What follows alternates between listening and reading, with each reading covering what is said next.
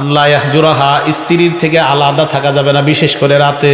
প্রয়োজনে যদি আলাদা হওয়া লাগে স্ত্রীর কাছে পরামর্শ করে আলাদা থাকা লাগবে প্রয়োজনে। এই জন্য বিদেশ যাইতে হলে স্ত্রীর পরিপূর্ণ সম্মতি থাকা লাগবে। ওই যেতে গেলে পরিপূর্ণ সম্মতি, হ্যাঁ পরিপূর্ণ সম্মতি লাগবে, হ্যাঁ সমস্যা আছে কিন্তু। যেখানে যান, এই যে তাবলিগ 3 দিন 7 দিন 40 দিন, যেখানে যেতে হবে স্ত্রীর পরিপূর্ণ সম্মতি থাকা লাগবে এগুলোতে। তো এই জন্য দিনদার হওয়া। এখন দেখেন বুখারী শরীফের হাদিস শুনি আগে, 5202 নম্বর হাদিস।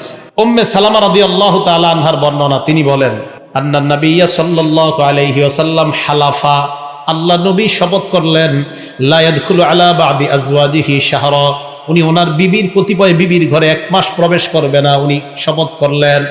হাদিস দ্বারা বোঝা যায় মাঝে মাঝে বিবির থেকে আলাদা হয়ে যাওয়া এটা জায়েজ আছে। আল্লাহ নবী শপথ করলেন তার কতিপয় বিবির কাছে 1 মাস থাকবে না। নবীজি একটু রাগ হয়ে গেছিলেন বিবিদের উপরে, অভিমান কইরা শপথ করছে আমি যেমন 1 মাস।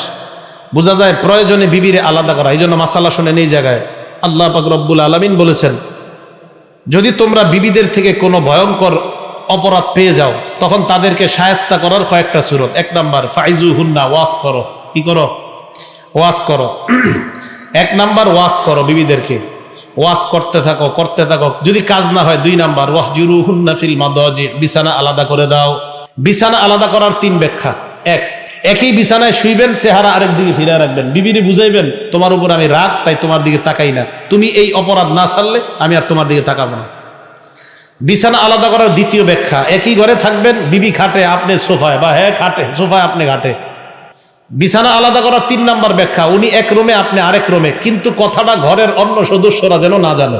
কথাটা বুঝছেন? হ্যাঁ, এই বিষয়টা যেন আপনাদের 2 জনের মাঝে সীমাবদ্ধ থাকে। তাহলে বিবি যদি কোনো অপরাধে লিপ্ত, সারাক্ষণ নাটক সিনেমা দেখে, হ্যাঁ স্বামীর এটা পছন্দ না, তুমি এটা না ছাড়লে আমি তোমার দিকে তাকাবো না, তো মাঝে মাঝে এইভাবে করার জন্য বিছানা আলাদা করা শরীয়ত বলে এটা জায়েজ। তো নবীজি শপথ করলেন 1 মাস যাবে না। ফালাম্মা মাদাতি সাআতু ওয়া 20 ইয়াওমা, 29 দিন হয়ে যাওয়ার পর, গদা আলাইহিন্না আওরাহা, আল্লাহ নবী সকালবেলা অথবা বিকালবেলা তার বিবিদের কাছে গেলেন। হালাফতা আল্লাহ তাদখুলা আলাইহিন্না শাহরা, আপনি শপথ করলেন 1 মাস যাবেন না, আপনি 29 দিন পর কেন গেলেন? নবীজি ভাই আমারে তোমরা বুঝাও, ইন্না শাহরা ক্বাদ ইয়াকুনু 29 ইয়াওমা, মাস মাঝে মাঝে 29 দিনেও হয় না? দেখছেন আমাদের নবী কত চালাক, আমাদের নবীজি কত জ্ঞানী, আমাদের নবীজির আল্লাহ কত জ্ঞান দান করছে। আমারে বুঝাও মাঝে মাঝে 29 দিনেও মাস হয়। তাহলে এই হাদিস দ্বারা বোঝা গেল প্রয়োজনে আলাদা হওয়া যায়, বাকি বিবির সাথে থাকাটাই এটা বিবির হক।